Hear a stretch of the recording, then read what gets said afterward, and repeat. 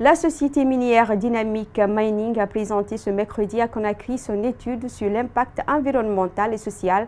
C'est dans le cadre de son projet Bon Ami qui vise l'exploitation de la bauxite dans la préfecture de Boké. L'analyse a été présentée en vue de sa validation par experts et un comité interministériel. Reportage Abdoulaye Sadio Diallo, Ibrahim Assouma. Implantée dans la ville de Boké depuis 2013 avec un permis d'exploration, la société minière Dynamic Mining passe à la vitesse supérieure. Désormais détentrice d'un permis d'exploitation sur la bauxite dans la sous-préfecture de Malapouya avec son projet Bon Ami, elle entre dans sa phase de construction. Mais avant, l'entreprise et ses collaborateurs ont procédé à une étude sur l'impact environnemental et social. Une étude analysée et amendée ce mercredi. Comme tout projet minier, il y aura des impacts positifs. C'est-à-dire que l'exploitation minière va faire bénéficier à la Guinée des ressources financières. Mais également, il y aura de l'emploi créé. Mais malgré ces impacts positifs, à côté, il y a également des impacts négatifs. Le permis d'exploitation obtenu en 2017 couvre une superficie de 123 080 km². Selon ce cadre du département de l'environnement, le projet est bénéfique pour le pays. L'étude d'impact qui est faite, elle prend en compte totalement les 7 règles qui régissent, les 7 règles d'or qui régissent la préparation, en d'autres termes, l'élaboration d'une étude d'impact. Plus de 1000 emplois directs et indirects seront créés par Dynamic Mining, ajoutés à la somme de 1,2 milliard de dollars américains que la société promet d'injecter dans l'économie guinéenne. Le département des mines y voit clair. C'est un espoir pour le développement du secteur minier. C'est un plus. Les responsables de la société Dynamic Mining se félicitent des acquis déjà obtenus sur le terrain. C'est une société junior, mais qui a une bonne relation avec les communautés. Ça, c'est quelque chose qu'il faut vraiment souligner. Dynamic Mining prévoit d'investir 121 millions de dollars dans la construction et le développement du projet Bon Ami qui concerne la mine, la route et le port. En retour, l'entreprise compte exporter 3 millions de tonnes de bauxite au cours des 3 premières années avant d'accroître leur exportation. Culture à présent de cette édition, les festivités du festival de Fria se poursuivent dans la cité d'Alumine.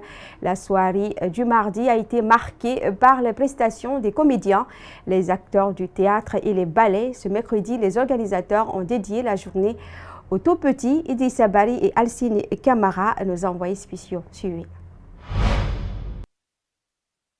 C'est pour offrir de la joie et donner du sourire aux enfants de Fria que les initiateurs du festival pour la 3e fois consécutive ont décidé de faire participer les tout-petits aux festivités de cet événement culturel à Sombori. Durant cette journée, diverses animations sont proposées aux enfants. Il y a d'abord la course à sac qui consiste à mettre les 2 pieds dans un sac de riz vide bien sûr et à partir avec cette course. Il y a une seconde discipline également, le tir au but. On le sait avec un bois, comme on l'appelle communément, des gaules. Avec un ballon, tu tires avec une certaine distance. Si tu parviens à mettre le but, tu as des cadeaux. Il y a également une 3e discipline qui consiste à courir avec une cuillère dans la bouche, mais la cuillère contient un citron. Donc tu pars sur une certaine distance en aller et retour. Si le citron ne tombe pas, tu es vainqueur. Pour le commissaire général du festival, pas question de tenir une organisation de cette envergure sans penser à ses enfants. Les voir sourire constitue pour lui une grande réussite de son événement. Donc on pense aux enfants parce que c'est nos enfants, c'est nos petits frères, parce que c'est eux aussi l'avenir du festival. Dans sous peu, nous on va, je dis sous peu entre guillemets, mais quand on va quitter, qui va faire la relève, c'est eux. C'est maintenant ils doivent savoir exactement ce qui se passe dans ce festival-là. C'est pour cela qu'on pense à eux. Parce que, encore une fois, c'est le moyen fort du festival. Un autre volet de cette journée, un spectacle ordinaire du meilleur comédien guinéen offert aux élèves de Fria dans le village du festival. Dans son speech, Ibro a sensibilisé les jeunes sur l'immigration clandestine.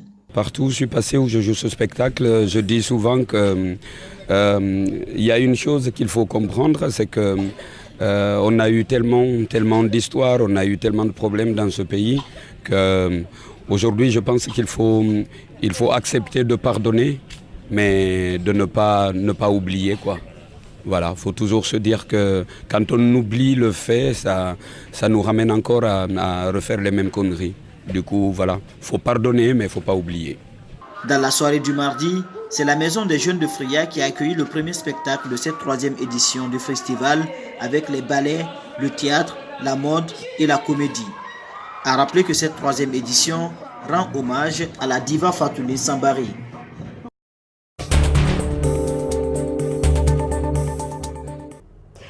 Et pour clore cette édition à Addis Abeba, la capitale éthiopienne est en quête d'une modernité architecturale, parfois au détriment de son héritage très ancien. À travers la ville, il ne reste que quelques maisons de style ancien construites pour les courtisans et les nababs étrangers de l'époque impériale. Négligées, elles sont souvent dans un état de décrépitude avancée. Suivi. Beranou est propriétaire de cette maison qui a été construite il y a plus d'1 siècle. La demeure est dans sa famille depuis 7 générations. Un héritage précieux, d'autant plus que c'est l'une des rares maisons toujours debout datant de l'Empire éthiopien. De nos jours, la plupart des constructions que vous voyez correspondent plus à de l'architecture européenne. La ville ne devrait pas négliger son histoire. La capitale éthiopienne a été fondée au 19e siècle par l'empereur Ménélik II. À l'époque, des maisons comme celle de Beranou sont construites pour des notables proches de l'empereur. Mais aujourd'hui, avec le boom économique, l'Éthiopie construit majoritairement des gratte-ciel, souvent au détriment des anciennes bâtisses. Tadej va devoir quitter sa maison qui sera remplacée par un immeuble moderne. Nous attendons que le gouvernement fasse une estimation de la maison et nous donne une compensation. J'aurais préféré rester ici. C'est la maison de mon père.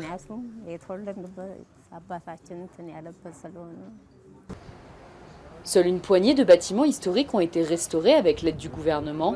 Des restaurations jugées trop coûteuses. Conséquence, beaucoup préfèrent détruire pour reconstruire.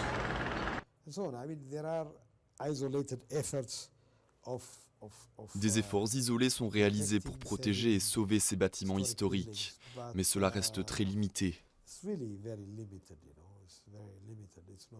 La protection des bâtiments historiques n'est pas une évidence.